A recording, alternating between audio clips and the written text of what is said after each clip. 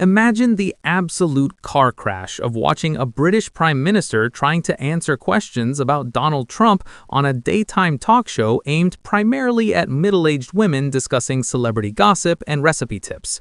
Now imagine that Prime Minister is Keir Starmer, a man whose natural charisma levels are somewhere between a damp flannel and a particularly boring tax return, and he's being asked whether Trump's behavior constitutes misogyny.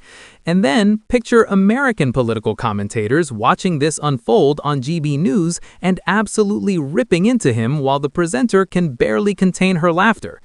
If that sounds like the kind of political theater that makes you simultaneously cringe and desperately want to keep watching, congratulations, you've just described Keir Starmer's appearance on Loose Women and the subsequent roasting he received that was so brutal it probably violated the Geneva Convention. Welcome back to UK Political Insight, where we document every excruciating moment of British political chaos so you don't have to experience it firsthand.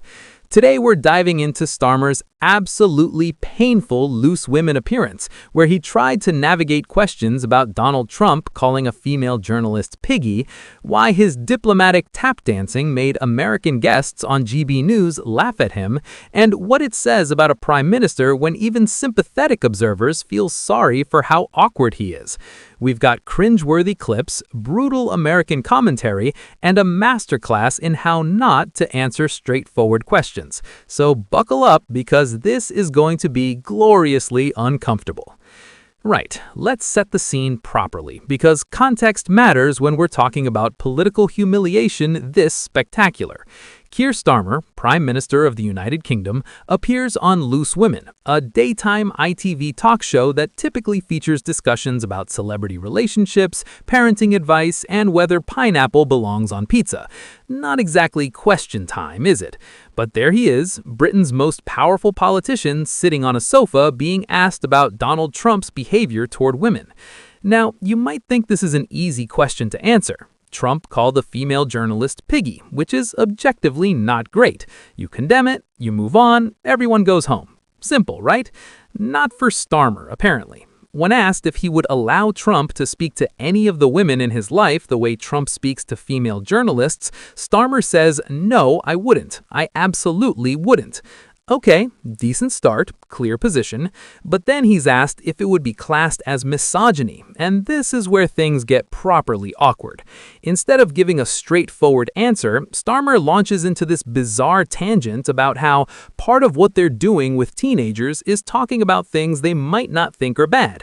Wait, what? Did he just compare the President of the United States to a confused teenager who doesn't understand basic respect? Because that's certainly what it sounded like. When this clip finished playing on GB News, presenter Beverly Turner absolutely lost it. She started laughing and said she feels sorry for Starmer when he talks about Trump. And you can tell she genuinely does feel sorry for him. In that way, you feel sorry for someone who's clearly out of their depth and floundering. She explained that he's trying to be diplomatic, saying he would call it out, but probably wouldn't, and then trying to backtrack by essentially suggesting Trump doesn't know any better, like some kind of oversized toddler. Her exact words were brilliant. Come on, take a position, have a backbone, and tell us what you really think. And honestly, she's absolutely right. This is the problem with Starmer in a nutshell. He's so desperate to be diplomatic, so terrified of offending anyone or creating an international incident, that he ends up saying nothing of substance while simultaneously managing to say something that sounds condescending to everyone involved. He won't clearly condemn Trump's behavior because he needs to maintain diplomatic relations with the American president, but he also can't defend it because that would be political suicide domestically. So instead, he does this weird dance where he sort of condemns it but not really, and then undermines his own point by comparing Trump to a teenager who doesn't understand misogyny. It's diplomatic paralysis turned into performance art. Then, American guest Colin Reed absolutely demolished him. His response was chef's kiss levels of brutal. No wonder his approval ratings are so low with performances like that. Now, Bev tried to be slightly charitable, suggesting that was actually quite a good performance for Starmer, but Reed wasn't having it. Well, true, it's a low bar though. And Bev had to agree. Because what does it say about your prime minister when the best defense anyone can muster is, well, that wasn't his worst? That's not exactly a ringing endorsement, is it? That's like saying your dinner was great because you've had food poisoning before, so anything that doesn't make you violently ill counts as a success. Later in the show, Reed really twisted the knife. He said Starmer looked completely out of his depth on the talk show and described him as someone who is totally out of touch with his constituents and the people he's trying to represent. Ouch. But here's the thing. He's not wrong.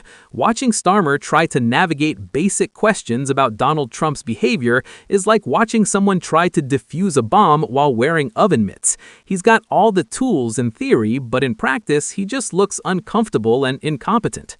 Reed continued, Keir Starmer, he just doesn't have any sort of mandate or any sort of vision. There's a reason that people view him the way that they do.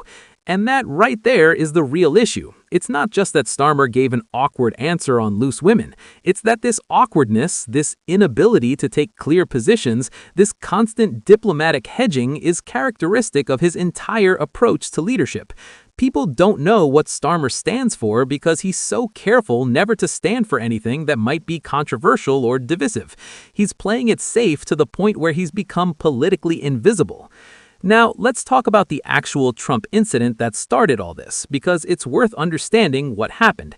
Trump was on Air Force One with 13 members of the press, and according to reports, he called a female journalist Piggy. On the surface, that sounds pretty clearly disrespectful and inappropriate, but here's where it gets interesting. Bev Turner defended Trump by saying he was probably tired and at the end of his tether, and people assumed Piggy referred to the journalist's appearance when actually he likely meant she was being greedy with her questions and hogging the conversation. Now, whether you buy that interpretation is entirely up to you. It's certainly a more charitable read than assuming Trump was making a comment about her appearance, but it's also Trump we're talking about, a man not exactly known for his subtle, nuanced communication style. The point is, there's ambiguity here, and yet Starmer couldn't even navigate that ambiguity competently.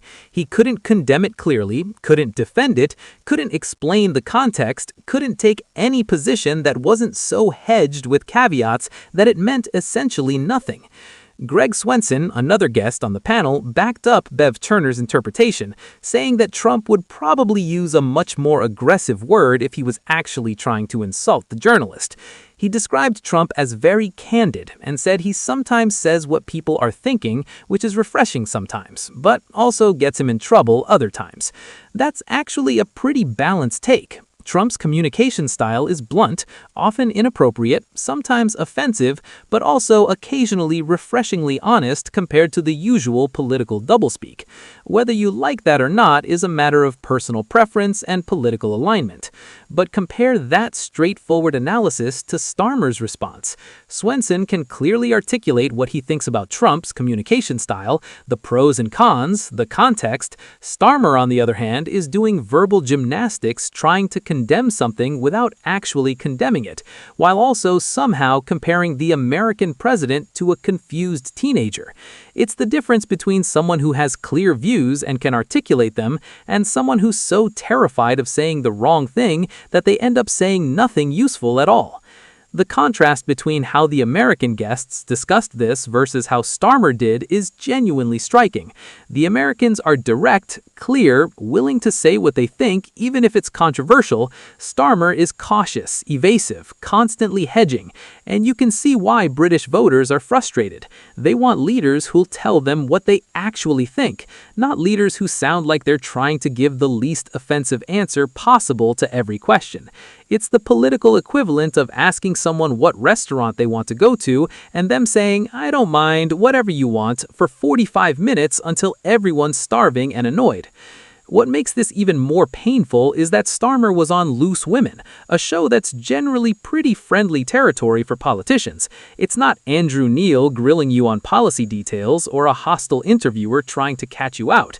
It's a daytime chat show where the questions are usually pretty softball and the atmosphere is relaxed. If you can't handle Loose Women without looking uncomfortable and out of your depth, how are you supposed to handle actual high-pressure political situations? And Reed's point about approval ratings is worth examining because it's not just snarky commentary. Starmer's approval ratings genuinely are terrible for someone who won such a massive majority just months ago. Usually, new prime ministers enjoy a honeymoon period, where voters give them the benefit of the doubt and approval ratings are relatively high. Starmer seems to have skipped that entirely and gone straight to disappointing everyone, and performances like this loose women appearance are exactly why. Because voters can sense inauthenticity. They can tell when a politician is just saying whatever they think won't cause problems rather than what they actually believe. And nothing about Starmer's response to the Trump question felt genuine or genuous. It felt calculated, focus grouped, designed to offend nobody and therefore inspire nobody.